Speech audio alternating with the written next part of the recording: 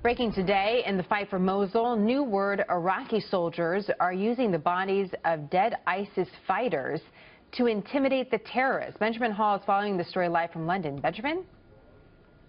Yeah, hi, Jenna. The battle for Mosul has somewhat slipped out of the headlines recently, but it is due to get more aggressive as Iraqi troops push into the west of that city. And we are, as you're saying, already seeing that as evidence on the streets. Iraqi troops are using the bodies, the decaying bodies of ISIS fighters lying by the roadsides as a warning, both to ISIS sleeper cells, but also to locals who might support them. Many of the corpses are still armed with explosive belts, turning them into potential landmines. Not to mention the serious health risks of leaving dead bodies out for weeks in a city that has little access to water. Nevertheless, locals don't seem to mind, seeing it instead as payment for ISIS sins. They destroy humanity. They insulted people and humiliated women and elderly, everyone. So the last thing is to leave their bodies in the street as an insult to them.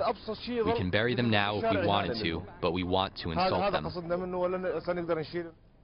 Meanwhile, the battle continues to rage, with Iraqi troops now beginning their assault across the Tigris River towards the old city, where the streets get too small for armoured vehicles and where ISIS are digging in for their last stand, using many thousands of civilians as human shields.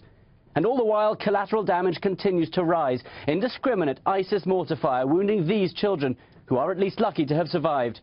But figures for casualties, civilian or military, are secret, making it impossible to know the real cost. And there were also reports out today about the morale within ISIS, with some people saying foreign fighters had been bringing doctor's notes to avoid getting onto the front line, citing back pains and headaches as a reason for not fighting. That being said, there are still thousands of dedicated ISIS fighters willing to put down their lives for the cause. Jenna? What insight. Benjamin, thank you.